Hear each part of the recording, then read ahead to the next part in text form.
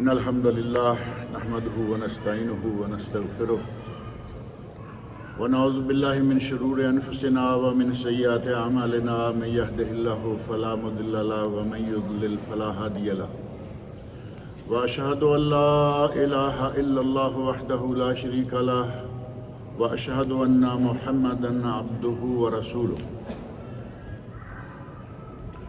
أما بعد فإن خير الحديث كتاب الله وخير الهدي هدي محمد صلى الله عليه وسلم وشر الأمور محدثاتها وكل محدثة بدعة وكل بدعة ضلالة وكل ضلالة في النار رب اشرح لي صدري ويسر لي أمري واحلل عقدة من لساني يفقهوا قولي رب أعوذ بك من همزات الشياطين وأعوذ بك رب أن يحضرون أعوذ بالله السميع العليم من الشيطان الرجيم من أجل ذلك كتبنا على بني إسرائيل أنه من قتل نفسا بغير نفس أو فساد في الأرض فكأنما قتل الناس جميعا ومن أحياها فكأنما أحيا الناس جميعا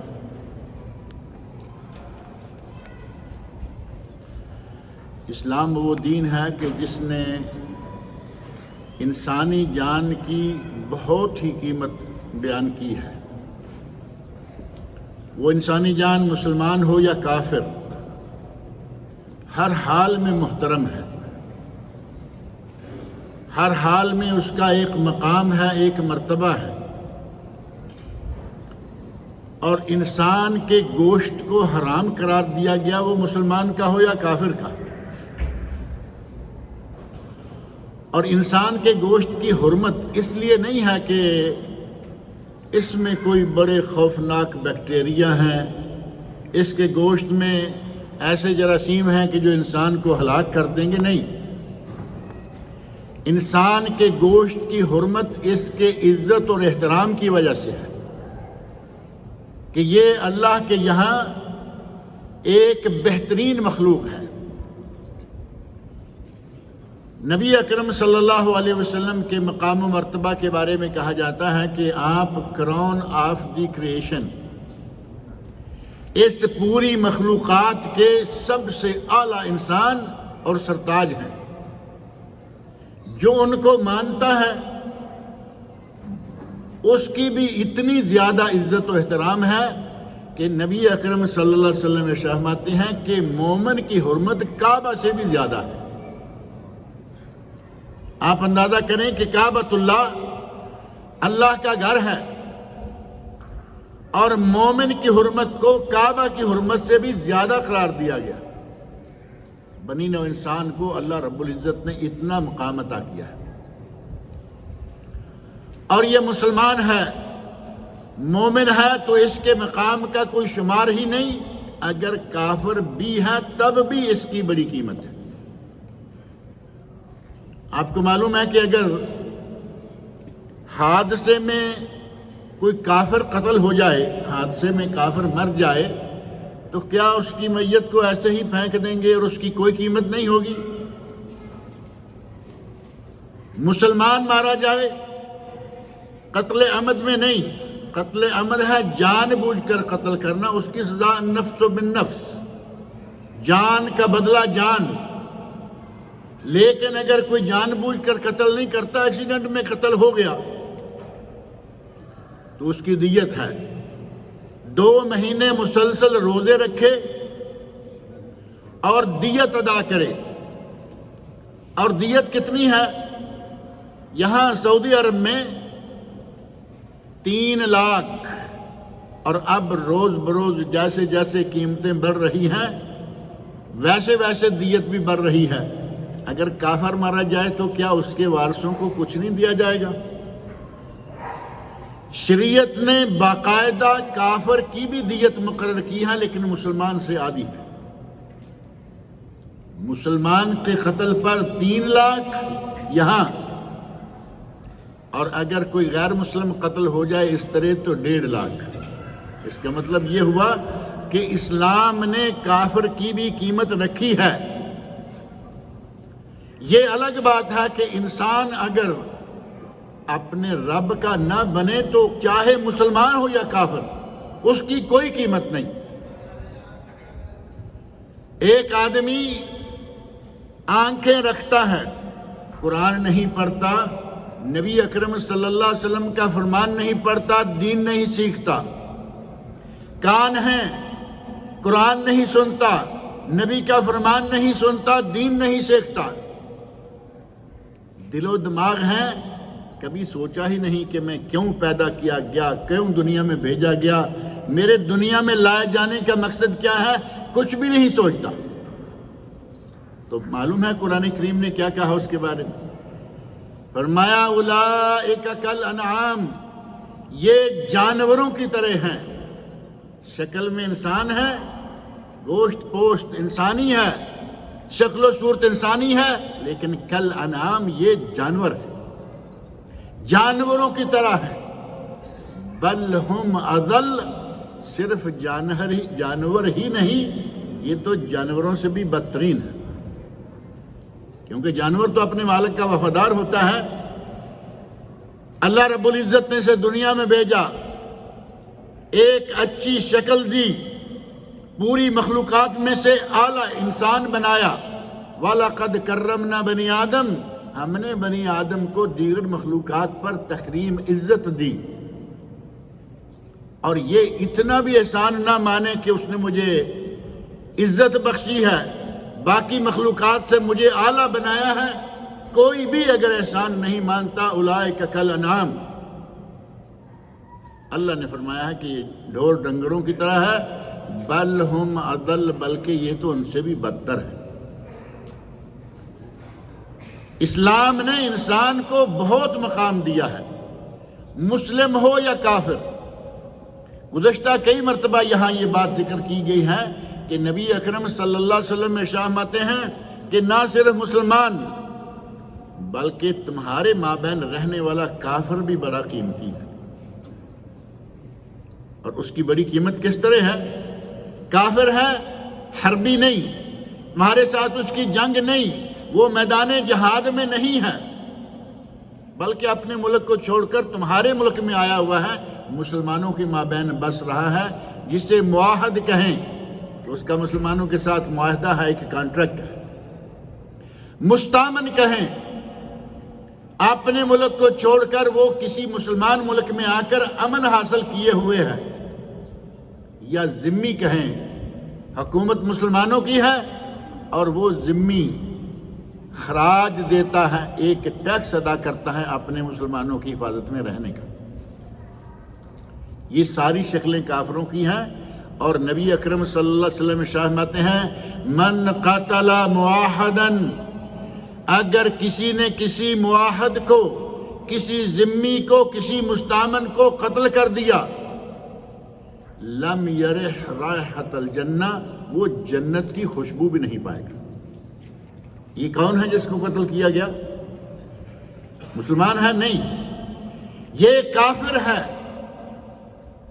مسلمانوں کے ساتھ معاہدہ ہے کہ وہ اس کا تحفظ کریں گے، حفاظت کریں گے، اور اس معاہدے کے تحت ان کے مابین رہ رہا ہے۔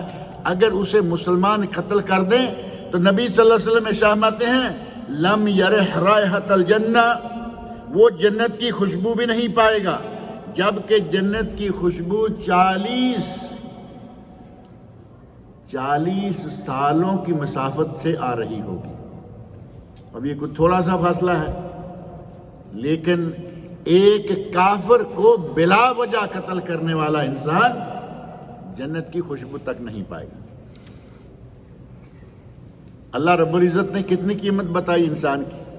مسلمان ہے تو پھر مسلمان ہے تو سورۃ نساء کی آیت دیکھیں 93، آیت نمبر 93، مسلمان ہے، مومن ہے، فرمایا وَمَن يَقْتُلْ مُؤْمِنًا مُتَعَمِّدًا، اگر کوئی کسی مومن کو جان بوجھ کر قتل کر دے، قتل خطا جو ہے وہ معاف ہے، ایکسیڈنٹ میں قتل ہو گیا، آدمی نے دیکھا کہ کوئی کبوتر ہے، نیچے سے گولی چلائی، پسٹل سے، بندوق سے، کسی بھی طرح سے، اور اس درخت میں کوئی اوپر درخت کے پتوں میں، شاخوں میں اوپر کوئی انسان بھی تھا، گولی ماری کبوتر کو، وہ کبوتر کو چیرتی ہوئی انسان کو لگی، انسان گرا، مر گیا۔ یہ ہے قتل خطا، یہ غلطی سے قتل ہو گیا، وہ اس کو قتل نہیں کرنا چاہتا تھا۔ ایسے قتل پر سزا اتنی نہیں ہے جتنی جان بوجھ کر ایک آدمی باقاعدہ کسی کو پکڑ کر ٹارگٹ بنا کے، ٹارگٹ کلر جو ہوتے ہیں، ڈھونڈ ڈھانڈ کے کسی کو قتل کرتے ہیں، اس کی سزا اللہ رب العزت نے بہت سخت رکھی ہے۔ اس کو کہا نا النفس بالنفس، انسان کی جان کے بدلے جان، آنکھ کے بدلے آنکھ، کان کے بدلے کان، دانت کے بدلے دانت، والجروح قصاص، اور زخم کے بدلے زخم۔ اگر کوئی لینا چاہے تو لے سکتا ہے، اور اگر کوئی معاف کر دے تو یہ بہت ہی بڑی بات ہے۔ اسلام نے معاف کرنے کی بھی بہت ہی اہمیت رکھی ہے۔ اگر کوئی اپنے کسی عزیز کا قتل بھی معاف کر دیتا ہے، بہت اجر و ثواب۔ زخم معاف کر دیتا ہے، آنکھ پھوڑ دی معاف کر دیتا ہے، کان کاٹ دیا معاف کر دیتا ہے، کان کا پردہ پھاڑ دیا، کان اوپر سے کاٹ دیا تو میرا خیال ہے حسن میں تو تھوڑا فرق آئے گا، لیکن سننے میں کوئی خاص فرق نہیں آئے گا۔ اندر آواز جائے گی، اگرچہ آواز بھی پوری نہیں جائے گی، یہ اللہ رب العزت نے ایریل بنایا ہوا ہے۔ یہ جو کان ہے نا، ایریل ہے، یہ شعاؤں کو کھینچ کھینچ کے، آوازوں کو کھینچ کھینچ کے لاتا ہے، لیکن اس کے کٹ جانے کے باوجود سوراخ ہے، اندر کان کا پردہ ہے، کچھ نہ کچھ سنے گا۔ اگر کسی نے کسی کو تھپڑ مارا، کوئی اور چیز مار دی، کان کا پردہ پھوڑ دیا، اسلام کہتا ہے، قرآن کہتا ہے، نبی اکرم صلی اللہ علیہ وسلم فرماتے ہیں کہ اس کے کان کا اسی طرح پردہ پھاڑا جائے گا، جس طرح کوئی کسی کو مارے گا اسی طرح اس کو مارنے کا حق ہے، لیکن جو معاف کر دے وہ بہت ہی بڑا مقام ہے۔ نبی اکرم صلی اللہ علیہ وسلم کے عہد مبارک میں ایک واقعہ پیش آیا، ایک یہودی نے کسی لڑکی کو پتھر مار کے اس کا سر کچل دیا۔ نبی اکرم صلی اللہ علیہ وسلم ابھی وہ زندہ تھی، سر کچل دیا، ابھی وہ زندہ ہے۔ آپ نے پوچھا کہ تجھے کس نے قتل کیا؟ وہ بیچاری بول نہیں پا رہی، صرف سنتی ہے، معمولی اس کے سر میں حرکت ہے۔ پوچھا، اس نے مارا، اس نے مارا، اس نے مارا؟ بات آئی ایک یہودی پر کہ مجھے اس یہودی نے مارا ہے۔ نبی اکرم صلی اللہ علیہ وسلم نے یہودی کو اسی طرح لا کے اس کے سر کو پتھر کے ساتھ کچلوایا۔ جس طرح کوئی کسی کو مارے گا اسی طرح اسے مارے جانے کا حق ہے، اسلام نے یہ سزا مقرر کی۔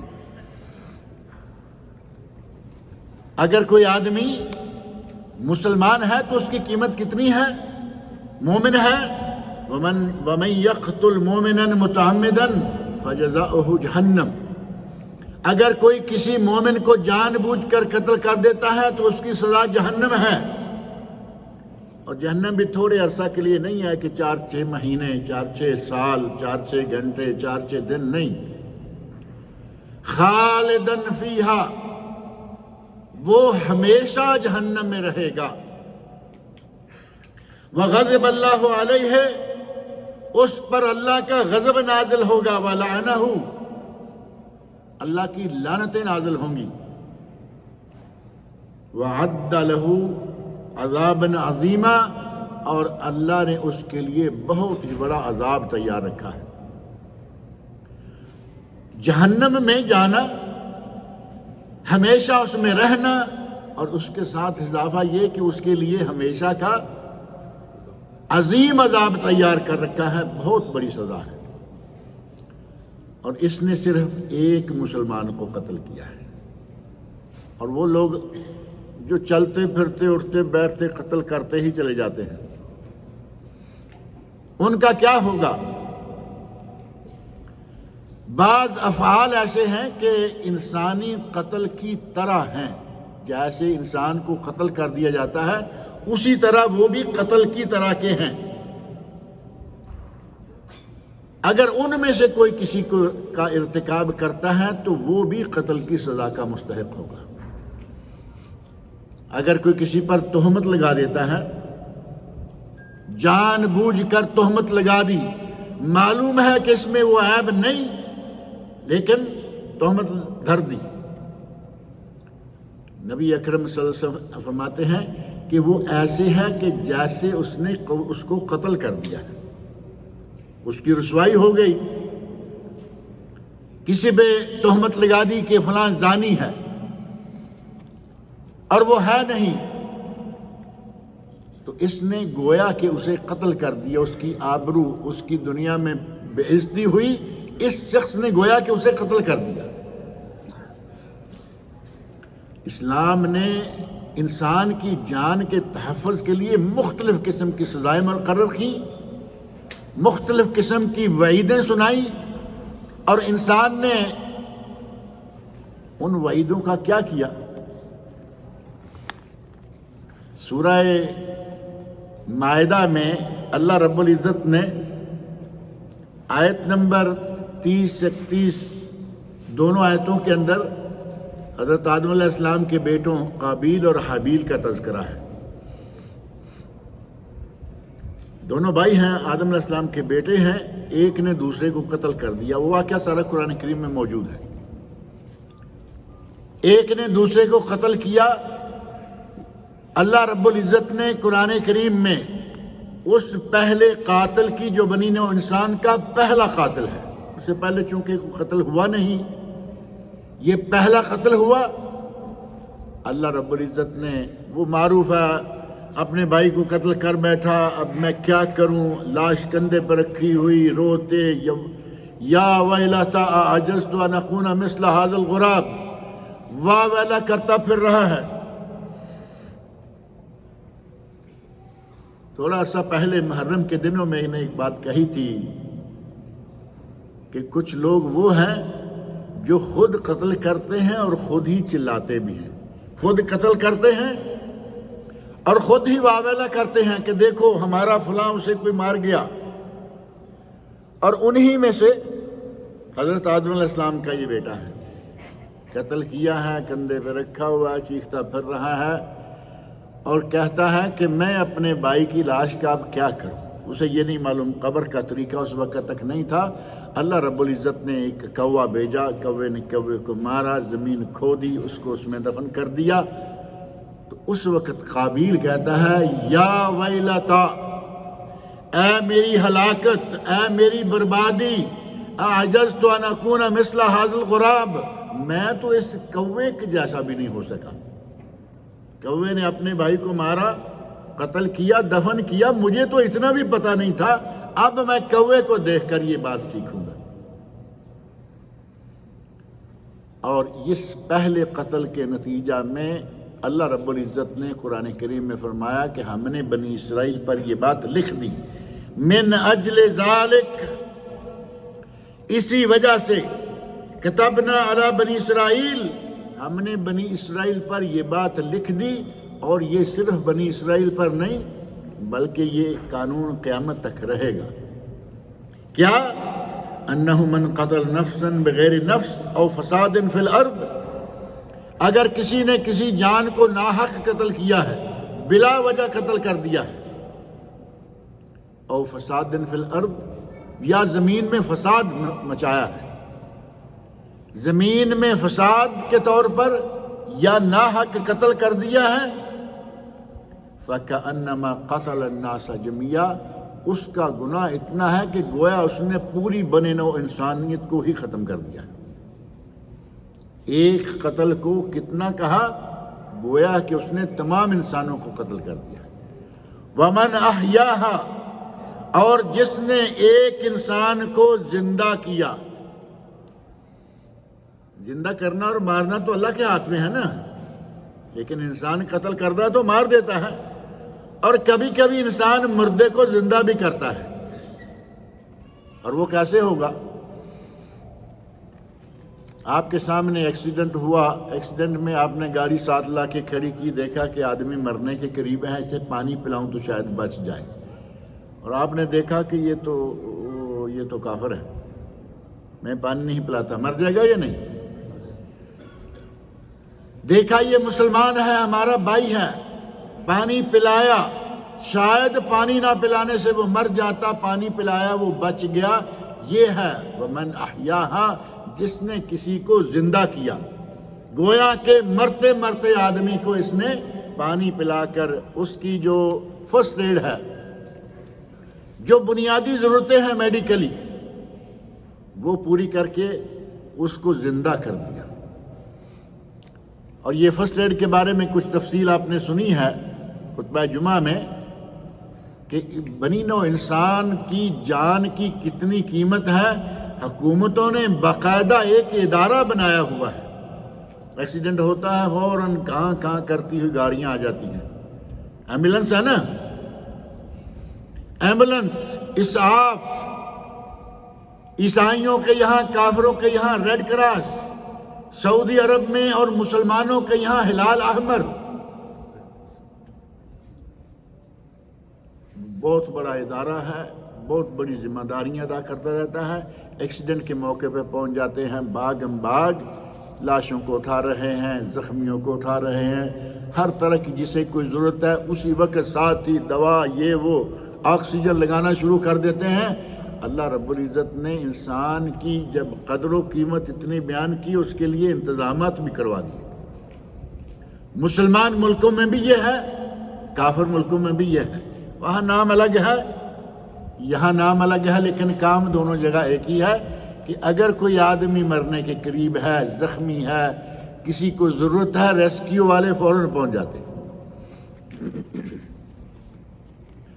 اور وہ ضروری نہیں کہ ایکسیڈنٹ ہی ہو، ابھی یہ سیلاب چل رہا ہے پاکستان میں، اللہ رب العزت لوگوں کو جو سیلاب زدگان ہیں ان کی مدد فرمائے۔ متاثرین جتنے لوگ ہیں ان کو، کسی کو گھر کی ضرورت ہے، کسی کو دوا کی ضرورت ہے، کسی کو کھانے کی ضرورت ہے، جس کی جو ضرورت ہے پوری کرنے کے لیے اللہ کے بندے ہی کام کر رہے ہیں۔ یہ بھی اللہ رب العزت کی طرف سے ایک انتظام ہے۔ متاثرین کو، جو لوگ اس قسم کے حوادث میں، ایکسیڈنٹ میں، طوفانوں میں، زلزلوں میں، سیلابوں میں پھنس جائیں، ان کی مدد کے لیے بھی اس کے بندے تیار ہوتے ہیں۔ یہ الگ بات ہے کہ آپ نے بعض واقعات شاید پڑھے ہوں گے، دنیا بھر میں چل رہا ہے، کچھ لوگ نیکی کر رہے ہوتے ہیں، اسی وقت، عین اسی وقت کچھ لوگ برائی میں ملوث ہوتے ہیں۔ ایکسیڈنٹ ہوا، آدمی زخمی ہو گیا، بے ہوش ہے، ہوش آیا، ہسپتال میں گیا، نہ جیب میں بٹوا ہے، نہ ہاتھ میں گھڑی ہے، کوئی چیز نہیں ہے۔ مہربانوں نے تعاون کر دیا کہ اس کی جیب بھی ہلکی، ہاتھ بھی ہلکا، کوئی چیز نہیں چھوڑی۔ جان تو بچ گئی لیکن سب کچھ لوٹ کر لے گئے۔ اسی طرح سیلابوں میں بھی، زلزلوں میں بھی ایسی پارٹیاں، ایسے افراد، گندے انڈے سامنے آتے ہیں، اور آئے اخبارات میں باتیں آئیں، آپ لوگوں نے بھی پڑھی ہوں گی۔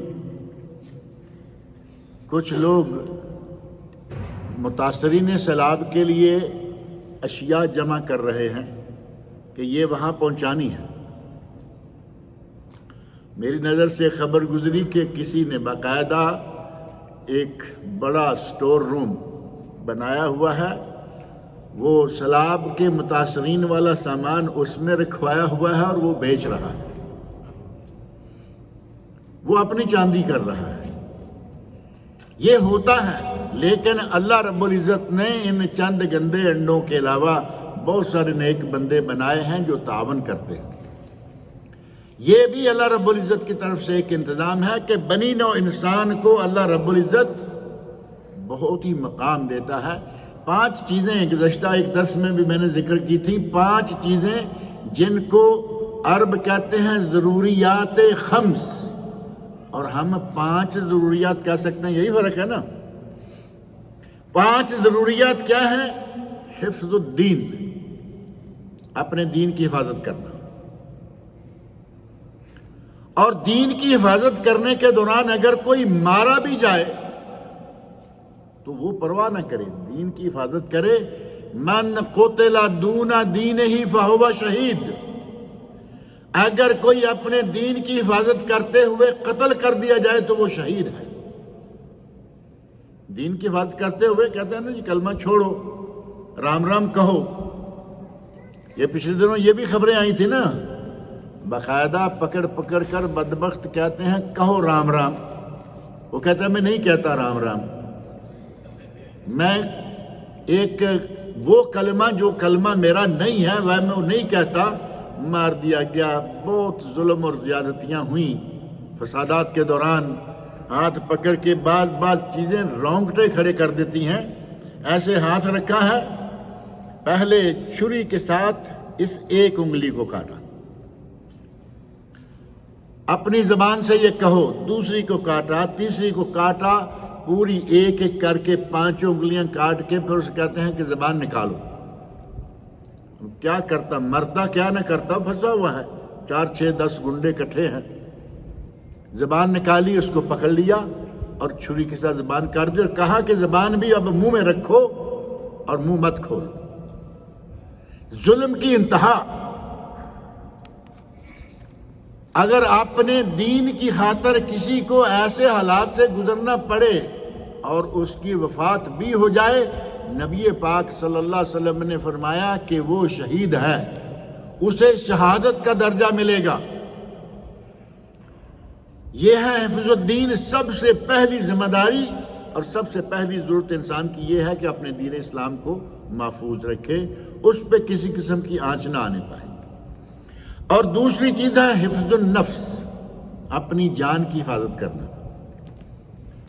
اپنی جان کی حفاظت تو ہر کوئی کرتا ہی ہے نا، ہر کوئی چاہتا ہے مجھے گرمی نہ زیادہ لگے، مجھے سردی نہ زیادہ لگے، مجھے کوئی چوٹ نہ لگے، مجھے کوئی ٹھوکر نہ لگے، مجھے کوئی کسی کی طرف سے آتی ہوئی اندیکھی گولی نہ۔ ہر اعتبار سے آدمی اپنی کوشش کر رہا ہے، لیکن کچھ لوگ اپنی جان کے دشمن ہوتے ہیں، وہ خود نہیں سمجھ رہے لیکن وہ اپنی جان کے دشمن ہیں۔ ہر وہ چیز جو انسان کو نقصان پہنچائے اسلام نے اسے حرام قرار دے رکھا ہے۔ انسانی جان کی قدر و قیمت اللہ رب العزت نے کس طرح رکھی ہے، کس کس انداز سے اس کے تحفظ کو ضروری قرار دیا کہ یہ بہت قیمتی چیز ہے، اسے نہ کوئی ضائع کرے، نہ خود اپنے ہاتھوں ضائع کرو۔ ہر وہ چیز آپ کسی ڈاکٹر سے، کسی لیبارٹری سے، جہاں سے چاہیں چیک کرا کے دیکھ لیں، جو بھی چیز حرام ہے وہ کبھی فائدہ مند نہیں ہوگی۔ جس چیز کو اسلام نے حرام قرار دیا فائدہ مند نہیں ہوگی۔ خنزیر کا، کتے کا گوشت یہ بھی چیک کرا لیجیے، اور بکری گائے کا گوشت بھی چیک کروا لیجیے، آپ کے سامنے کھل کر ساری چیزیں آ جائے گی کہ یہ حلال کیوں ہے، یہ حرام کیوں ہے۔ دودھ کو حلال قرار دیا اور شراب کو، وہ بھی تو پینے کی چیز ہی ہے نا۔ چلیے دودھ بھینس کا یا گائے کا، بکری کا ہوتا ہے، ہم ایسے کر لیتے ہیں کہ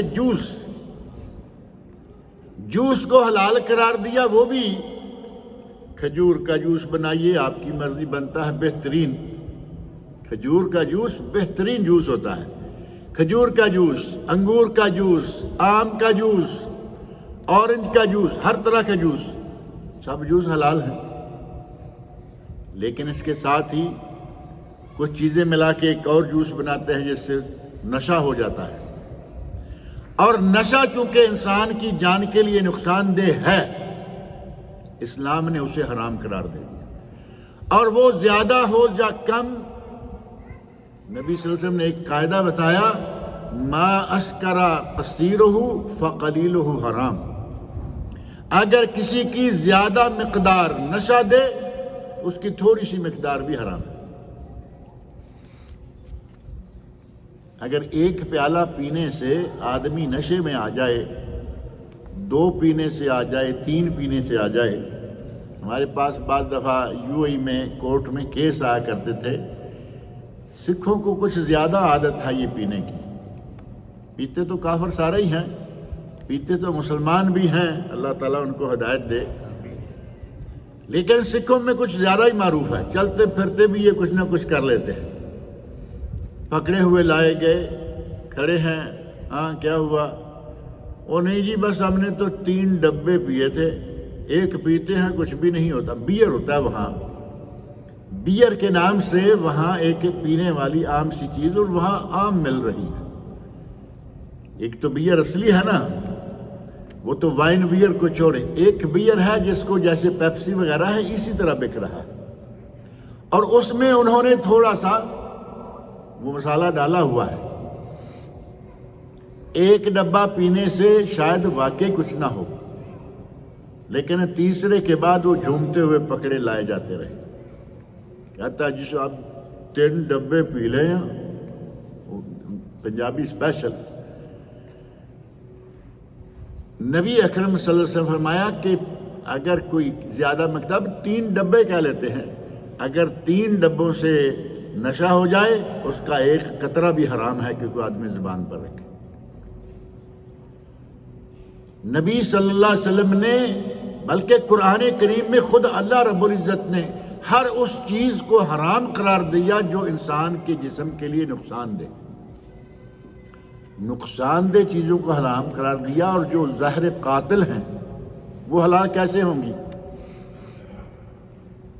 مخدرات ہیں، منشیات، ایک ہے شراب، نشہ ہوا اتر گیا، بلکہ کہتے ہیں کہ شرابی کو اگر لیمو پانی زیادہ لیمو پلا دیں تو اس کا نشہ اتر جاتا ہے۔ کچھ کاموں کے ساتھ لیمو اچھا ہوتا ہے، سلاد میں یہ وہ میں، لیکن اس کے لیے اچھا نہیں ہے۔ اسی لیے کسی شاید شرابی شاعر نے یا پتہ نہیں کس نے کہا ہے، یہ وہ نشہ نہیں ترشی جسے اتار دے، یعنی ہم نے جو نشہ کیا ہوا ہے اسے لیمو پانی اور یہ وہ کھٹی چیزیں نہیں اتار سکتی۔ اسلام نے نشے کو ہی حرام کر دیا، اترتا ہے یا نہیں اترتا ہے؟ اگر زیادہ مقدار سے نشہ ہوتا ہے تھوڑی مقدار کو بھی حرام قرار دیتے۔ ما اسکر کثیرہ فقلیلہ حرام، جس کی کثیر مقدار نشہ دے اس کی تھوڑی مقدار بھی حرام ہے۔ اور حفظ نفس، انسان کی جان کی حفاظت کے لیے قرآن کی جو مختلف قسم کی تدبیریں ہیں، ان میں سے ایک تدبیر تھوڑا دور سے لگتی ہے لیکن تدبیر دیکھیں، بنی نوع انسان کی کثرت کو ہمارے نبی صلی اللہ علیہ وسلم نے پسند فرمایا۔ قتل کر کے کم کرنا نہیں، بلکہ بنی نوع انسان کو بڑھاؤ، انسانوں کو بڑھاؤ، اور اس کے لیے ایک بہترین طریقہ بتایا، اور وہ ہے شادی کا طریقہ۔ انسان تو حرام سے بھی بڑھ رہے ہیں نا، زنا سے بھی بڑھ رہے ہیں، کتنے ایسے غیر شرعی بچے، غیر قانونی، جنہیں آپ اور کیا کیا کہہ سکتے ہیں، کنواری ماؤں کے بچے، وہ حلال ہوگا؟ آج اگر کوئی کنواری لڑکی بچے کو جنم دیتی ہے وہ یقیناً حرام کی اولاد ہے۔ اسی طرح شادی شدہ ہیں، کچھ بھی ہے، حرام کے بچے بھی ہیں، لیکن حلال کے بچے دنیا میں لانا اور بنی نوع انسان کو زیادہ کرنا، انسانیت کو بڑھانا، نبی اکرم صلی اللہ علیہ وسلم نے بڑا پسند فرمایا۔ ہم لوگ شادیاں تو کرتے ہیں، شادیوں کے بہت معیار ہیں، یہ موضوع ایک الگ ہے کہ کیا کیا معیار ہونا چاہیے لڑکی میں۔ ایک معیار یہ بھی ہے کہ صرف یہ نہ دیکھ لو کہ یہ کار، کوٹھی، بنگلہ لائیں گے، بلکہ یہ بھی دیکھو کہ یہ کو بچے کو جنم دینے کی صلاحیت بھی رکھتے ہیں یا نہیں۔ شادی جس گھر میں کرنی ہے اچھی طرح دیکھو، اس لڑکی جس سے شادی کر رہے ہو اس کے بھائی بہن کتنے ہیں۔ آپ کے علم میں ہوگا کہ کچھ خاندان، کچھ گھر ایسے ہوتے ہیں، پتہ چلتا ہے کہ پردانی بھی ایک تھی، اس کا ایک بھائی تھا، نانی بھی ایک تھی، اس کا ایک بھائی تھا، ماں بھی ایک ہے، ایک ماموں ہے، ایک ایک ایک کر کے آ رہے ہیں۔ تو یہ جو آپ لانے والے ہیں وہ کیا کرے والی ہے؟ جو 3-4 نسلوں سے ایک ایک کر کے آ رہے ہیں تو آگے بھی خطرہ ہے یا نہیں؟ اب اگر کسی کو اولاد کی ضرورت نہیں ہے تو نکاح کر لے، ایسی شادیاں ہوتی ہیں، کہ ان کو اولاد کی ضرورت نہیں ہوتی، صرف وقت پاس کرنے کے لیے کہ چلو کھانا پکا پکائے مل جائے گا، بستر مل جائے گا، اللہ حاصل ہے۔ جسے اولاد کی ضرورت ہے وہ نبی اکرم صلی اللہ علیہ وسلم فرماتے ہیں تزوج الولود الودود، پیار کرنے والی اور زیادہ بچوں کو جنم دینے والی لڑکی سے شادی کرو۔ فَإِنِّي مُكَاثِرٌ بِكُمُ الْأُمَمَ يَوْمَ الْقِيَامَةِ، میں قیامت کے دن اپنی امت کے بڑا ہونے پر فخر کروں گا۔ جو لوگ ہم دو ہمارے دو والے ہیں، ہم دو ہمارے دو، چھوٹا کنبہ بڑی خوشحالی، کتنے عجیب و غریب قسم کے نعرے ہیں۔ کیا یہ نبی اکرم صلی اللہ علیہ وسلم کو خوشی دینے کا کوئی ارادہ رکھتے ہیں؟ قیامت کے دن نبی اکرم صلی اللہ علیہ وسلم اپنی امت کو دیکھ کر پھولے نہیں سمائیں گے، اور ہم نے کوشش شروع کر رکھی ہے کہ نہیں پھولے سمائیں نہ سمائیں، ہمیں بس ایک ہی کافی ہے، دو ہی کافی ہیں۔ پہلے بیٹی ہوئی، کوشش کرتے ہیں کہ اللہ کرے اگلا بیٹا ہو جائے، جان چھوٹی، ہم دو ہمارے دو ہو گئے۔ کہیں ایسا ہے کہ بیٹی ہوئی دوسری بھی بیٹی ہو گئی، کہتے ہیں چلو نیکسٹ چانس لے لیتے ہیں شاید بیٹا ہو جائے۔ کبھی کبھی کہیں کہیں دو دو تین تین چار چار بچیوں کے بعد بیٹا ہوتا ہے، اور بیٹے کے بعد ایسے بریک۔ نبی اکرم صلی اللہ علیہ وسلم فرماتے ہیں انی مکاثر بکم الامم یوم القیامہ، زیادہ بچے جنم دینے والی، اس کی نشانی تو معلوم ہو جاتی ہے نا، خاندان کو دیکھ لیجئے، گھر کو دیکھ لیجئے، پتہ چل جائے گا۔ ہمارے یہاں گھر کو دیکھتے ہیں، لیکن گھر کو دیکھتے ہیں کہ یہ بلڈنگ کتنی بڑی ہے، اور یہ تو اکیلی ہی ہے، باپ مرا تو یہ بلڈنگ بھی میری، یہ بچے کو جنم دے نہ دے اس کی پرواہ نہیں۔ اسلام نے بنی نوع انسان کی کثرت، اور خاص طور پر مسلمانوں کی کثرت ہو امت اسلامیہ میں، تو نبی اکرم صلی اللہ علیہ وسلم کے لیے یہ چیز باعث فخر ہوگی۔ اور نبی اکرم صلی اللہ علیہ وسلم ارشاد فرماتے ہیں من لعن مومنا فہو کقتلہ، اگر کوئی کسی مومن کو لعن طعن کرتا ہے تو یہ بھی گویا کہ اسے قتل کر رہا ہے۔ ومن قذف مومنا، اگر کوئی کسی مومن پر یہ تہمت لگاتا ہے کہ تم کافر ہو، ہمارے یہاں دیکھیں کتنی یہ جو شمشیر تکفیر ہے، کافر بنانے والی تلوار بہت تیز چل رہی ہے۔ رات والے درس میں نے ذکر کیا تھا کہ ہمارے پاکستان انڈیا میں دوسروں کو کافر کرنے کی فیکٹریاں لگی ہوئی ہیں، ان کا دن رات کام ہی یہ ہے، یہ کافر، وہ کافر، فلاں کافر، کافر کافر کافر کیے چلے جا رہے ہیں۔ مسلمانوں کو اپنی زبان کو لگام دینی چاہیے، کسی کو کافر قرار دینا، اور سامنا مسلمان ہے، سامنے والا مسلمان ہے، نتیجہ کیا ہوگا؟ نبی اکرم صلی اللہ علیہ وسلم فرماتے ہیں اگر کسی نے کسی کو کافر کہا اور کافر وہ نہیں ہے تو کیا ہوگا؟ کہنے والا کافر ہو جائے گا۔ اور فرمایا کہ اگر کسی نے کسی کو یہ تہمت لگائی کہ وہ کافر ہے فہو کقتلہ، تو یہ تہمت بھی قتل کے برابر ہے۔ صحیح بخاری شریف کی حدیث۔ تو صرف تیر تلوار سے یا گولی سے ہی آدمی قتل نہیں ہوتا، ان چیزوں سے بھی آدمی قتل ہو جاتا ہے۔ اللہ رب العزت نے انسان کو بہت مقام دیا، بڑی عزت دی، اور جہاں جہاں کہیں ضرورت پڑے دفاعی طور پر، اب اسلام کی جو جنگیں ہوئی ہیں وہ دفاعی جنگیں تھیں عموماً، کبھی ایسا اٹیک نہیں تھا بلا وجہ ہی۔ غزوہ احزاب بڑا مشہور ہے، مدینہ منورہ میں مسلمان موجود ہیں، نبی صلی اللہ علیہ وسلم موجود ہیں، مدینہ منورہ پر آ کے حملہ کر دیا باہر کی جماعتوں نے۔ احزاب جمع حزب، حزب کا معنی پارٹی یا جماعت۔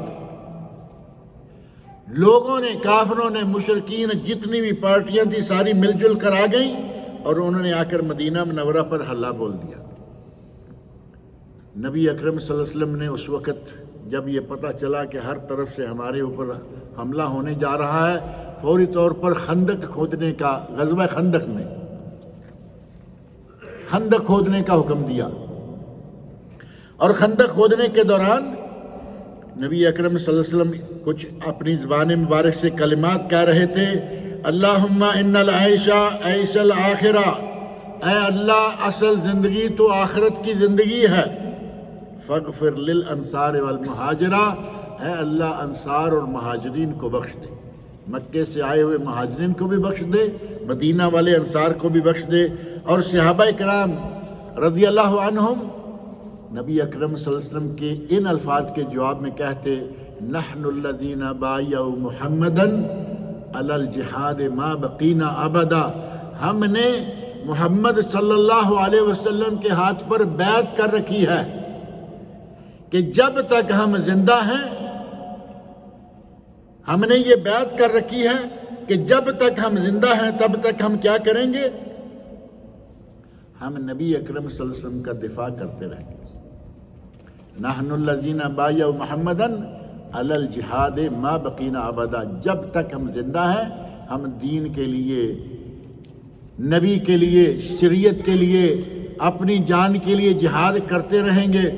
اس وقت نبی اکرم صلی اللہ علیہ وسلم نے صرف دفاع کیا، دفاعی جنگ لڑی، اللہ نے کامیابی عطا فرمائی، لیکن اپنی طرف سے حملہ کر دیا بلا وجہ کہیں جا کے، ایسا کبھی نہیں ہوا۔ اور مسلمانوں کو باہمی تعلیمات میں یہ قتل تو دور کی بات ہے، نبی اکرم صلی اللہ علیہ وسلم نے ایک دوسرے کی عزت و آبرو، 5 چیزیں جو ہیں ان میں سے پہلا دین، اور دوسرا مال، جان، عزت اور آبرو، ان ساری چیزوں کی تحفظ کی ذمہ داری جو ہے اسلام کہتا ہے کہ ہر آدمی پر ہے، ہر آدمی اپنے اپنے طور پر ان چیزوں کا تحفظ کرے۔ تو نبی اکرم صلی اللہ علیہ وسلم کے 2 صحابہ آپس میں لڑے، یہ اپنے صرف قتل تک نہیں، آدمی غلط رویہ اختیار کرے اور اس کے نتیجہ میں اگر کچھ ہو جاتا ہے، تھوڑی دیر پہلے میں ذکر کر رہا تھا کہ آنکھ کے بدلے آنکھ، کان کے بدلے کان، دانت کے بدلے دانت۔ اب دیکھیں آنکھ کا بدلہ آنکھ کبھی کبھی نہیں بھی ہوتا، جیسے کوئی نبی اکرم صلی اللہ علیہ وسلم کے خلاف بدزبانی کر رہا ہے، گستاخی کر رہا ہے، اور حکومت کو اس کا جا کے آپ نے اعلان کر دیا کہ یہ حکومت کی طرف اطلاع پہنچا دی کہ فلاں آدمی ریکارڈ کے ساتھ یہ کہ یہ نبی صلی اللہ علیہ وسلم کو گالیاں دیتا ہے، اسلام کے خلاف بدزبانی کرتا ہے، اس کو قتل کیا جائے گا، لیکن کون کرے گا؟ حکومت۔ میں نے دیکھا کہ ایک آدمی نے نبی صلی اللہ علیہ وسلم کو گالی دی، جیسا کہ آپ کے سامنے بعض لوگ ایسے ہیں، ہم نے فوری چاقو نکالا، گولی ماری، کچھ بھی کر دیا، مار دیا، یہ نہیں، جنگل کا قانون اسلام نہیں چاہتا۔ قاضی تک بات جائے، جج تک بات جائے، کورٹ کچہری میں بات جائے، فیصلہ ہو، اور اس کے بعد آپ جو بھی ہوا وہ دیکھیں گے۔ اگر کسی نے کسی کے گھر میں جھانک کر دیکھا، آج تو خیر جھانکنے والی اتنی، اندر والے جھانک لیتے ہیں، یہ کوئی شیشہ لگ گیا نا دروازے میں، اندر والے دیکھ لیتے ہیں کہ باہر کون آیا ہے، اور اس کی ضرورت بھی ہے، مجبوری بھی ہے کہ کس کو دیکھنا، کون آ رہا ہے، آواز سننی ہے، کچھ کرنا ہے۔ اور اگر کوئی آدمی باہر سے اندر جھانکے، دیوار کے اوپر سے مثال کے طور پر جھانک لیا، پہلے دروازے کیوار جو ہیں وہ ایسے ہی ہوتے تھے، یہ درمیان میں یہ لکڑی کی لائنیں لگی ہوئی ہیں، اوپر نیچے کہیں لائن میں سوراخ ہے، سوراخ میں سے اگر کوئی دیکھتا ہے، نبی اکرم صلی اللہ علیہ وسلم فرمایا کہ اگر اندر والے کو پتہ چل جائے کہ سوراخ میں آنکھ رکھ کے باہر سے کوئی دیکھ رہا ہے، اندر والا تیر انداز ہے، وہ کھینچ کے تیر مارے، سیدھا آنکھ میں گھس جائے، آنکھ نکل کر باہر پڑی ہو، اس کی کوئی قیمت نہیں ہے۔ ایک طرف آنکھ کا بدلہ آنکھ، کیونکہ وہ بلا وجہ نکالی گئی، یہ اس کے جرم کے نتیجہ میں نکالی گئی، فرمایا کہ اس کا کوئی بدلہ نہیں ہے، اس کی کوئی قیمت نہیں ہے، یہ ضائع گئی۔ 2 صحابی آپس میں لڑ پڑے، اور لڑائی کے دوران کبھی کبھی ایسا ہوتا ہے کہ ایک آدمی طاقتور ہے، وہ اپنے ہاتھ سے کام لیتا ہے، اور ایک آدمی کمزور ہے، وہ کبھی کبھی اپنے دانت سے کام لے لیتے ہیں کہ دانت سے کاٹ کھایا۔ وہ سامنے والے لڑتے لڑتے اس نے کوئی دانت بازو میں کہیں بھی اپنے دانتوں سے کاٹا، اس نے زور سے اپنا ہاتھ کھینچا، تو کیا ہوگا؟ ہاتھ باہر آئے گا اکیلا یا کچھ ساتھ بھی لائے گا؟ چابی دونوں انسان ہی تھے نا، کبھی کبھی اس طرح کی باتیں آ جاتی تھی. لڑے اور ہاتھ کو کاٹا، اس نے زور سے ہاتھ کو کھینچا، سامنے والے دانت جو ہے وہ سارے باہر آ گئے. اب دانت پکڑے اور قضیہ نبی اکرم صلی اللہ علیہ وسلم کی عدالت میں لے گئے. کہا یا رسول اللہ یہ تو نبی اکرم صلی اللہ علیہ وسلم نے ان دونوں کے بارے میں فرمایا اَيَعَضُّ أَحَدُكُمْ كَمَا يَعَضُّ الْفَحْلُ، یہ کیا ہے تم ایک دوسرے کو اس طرح کاٹتے ہو جیسے کہ جانور کو کاٹتا ہے. جانور کو کاٹتے ہیں نا اسی طرح دانتوں سے. ایک جانور کی طرح تم آپس میں ایک دوسرے کو دانتوں سے کاٹتے ہو. اور ساتھ ہی فرما دیا لا دیت لہو، اس سے اس کی کوئی دیت نہیں ملے گی. نہیں تو دانت پر دیت ہے، دانت کا بدلہ دانت یا دیت. اسے فرمایا لا دیت لہو، اس کی کوئی دیت نہیں ہے. صحیح مسلم میں یہ حدیث موجود ہے. غرض یہ کہ نبی اکرم صلی اللہ علیہ وسلم نے اور خود قرآن کریم نے انسانی جان کی بڑی قیمت بتائی ہے، اور بنی آدم کے سب سے پہلے قتل اور اس کے جو عقاب یا عذاب ہے وہ آپ کے سامنے آ گیا کہ قیامت تک جتنے قتل ہوں گے اس میں سے ہر قتل کا گناہ اس پہلے قاتل کو جائے گا، کیونکہ اس نے وہ لائن کھولی. اور انسانی جان کی قدر و قیمت کا اندازہ آپ اس سے بھی کر سکتے ہیں کہ 30واں سپارہ سورۃ الشمس، اللہ رب العزت نے انسانی جان کی قسم کھائی ہے. والنفس وما سواہا، سورۃ الشمس کی آیت نمبر 7 ہے یہ. والنفس وما سواہا، والنفس وما سواہا قسم ہے انسانی جان کی. اور اللہ رب العزت نے جن جن چیزوں کی قسم کھائی ہے، یہ بات بار بار آتی رہتی ہے کہ اس کی کوئی خاص اہمیت ہوتی ہے. ایسے نہیں کہ کسی بھی چیز کی اللہ تعالیٰ جب چاہتا ہے قسم اٹھا لیتا ہے، وہ مالک ہے، لیکن جس چیز کی قسم اٹھائی ہے آپ کے سامنے ہے کہ وہ ایک خاص اہمیت کی چیزیں ہیں. غرض یہ کہ انسان کو بہت احتیاط کے ساتھ اس معاملے میں چلنا چاہیے کہ جب اللہ رب العزت نے انسانی جان کی اتنی قدر و قیمت بیان کی، رسول اللہ صلی اللہ علیہ وسلم نے اتنی قدر و قیمت بیان کی، اور ہم اتنی ناقدری کریں کہ کسی پہ جب چاہیں بہتان لگا دیں، جب چاہیں جس کو کافر قرار دے دیں، جب چاہیں کسی پر لعن طعن شروع کر دیں، اور جب چاہیں کسی کو اپنی طاقت کے بلبوتے پہ مروا دیں. کئی لوگ مارنے کے اسپیشلسٹ ہوتے ہیں جس کو ٹارگٹ کلر یا کلر کہتے ہیں، اور کچھ لوگ مروانے کے اسپیشلسٹ ہوتے ہیں. وہ مارتے نہیں، اپنے ہاتھ سے نہیں مارتے، اپنی بندوق سے نہیں مارتے، آگے آدمی چھوڑے ہوئے ہیں، آج کے بعد مجھے فلان دنیا میں نظر نہیں آنا چاہیے وہ آدمی گیا. اللہ سے ڈرنا چاہیے. انسان کی جان کی اللہ نے بڑی قیمت رکھی ہے، پھر اس کو بلا وجہ ضائع کر دینا، اور اگر اس کو ضائع کرنے کی اجازت یا گنجائش ہے تو وہ کہاں ہے؟ نبی اکرم صلی اللہ علیہ وسلم ارشاد فرماتے ہیں کہ اگر کوئی قتل کر دے کسی کو کسی نے ناحق قتل کر دیا، اس وقت من قتل له قتیل فهو بخیر النظرین، صحیح بخاری اور مسلم. اگر کسی کا کوئی آدمی قتل کر دیا جائے اسے 2 کاموں میں سے ایک کی اجازت ہے. چاہے تو قتل کا بدلہ قتل، جان کے بدلے جان لے لے. ایک اما ان یفدا، یا وہ فدیہ یعنی جو بلڈ منی ہے، بلڈ منی لے لے، و اما یقتل، یا پھر وہ قتل کیا جائے. یہ ہے قتل کی سزا جو نبی اکرم صلی اللہ علیہ وسلم نے، یا یہ ہے وہ مقام جہاں کسی کو قتل کیا جا سکتا ہے. اور اس کے علاوہ نبی اکرم صلی اللہ علیہ وسلم نے فرمایا کہ قتل کرنے کے لیے جو خاص اسباب ہو سکتے ہیں ان میں سے ایک ہے قتل کا بدلہ قتل، دوسرا ہے بوڑھا زانی، آدمی بوڑھا ہے، شادی شدہ بھی ہے، بوڑھا بھی ہے، پھر بھی زنا کرے اسے بھی قتل کیا جائے گا. اور ایک ہے مرتد، جو آدمی مسلمان ہو کر اسلام کو چھوڑ دے، اسلام سے نکل جائے، مسلمانوں کی جماعت سے نکل جائے، تو اس کو بھی قتل کیا جائے گا. یہ 3، قتل کا بدلہ قتل، زانی بوڑھا اس کو بھی قتل کیا جائے گا، اور تیسرا کون ہے؟ ان 3 کے علاوہ کسی کو بلا وجہ کوئی آدمی قتل نہیں کرے گا. یہ تینوں ایک وجہ کے ساتھ قتل کیے جا رہے ہیں. کیونکہ انہوں نے دوسروں کو قتل کیا اور اس کے نتیجے میں نہیں قتل کیا گیا۔ اللہ رب العزت سے میری دعا ہے کہ وہ مجھے آپ سب کو قرآن کریم اور نبی اکرم صلی اللہ علیہ وسلم کے ارشادات پڑھنے، سننے، سمجھنے اور ان پر عمل کرنے کی توفیق عطا فرمائے۔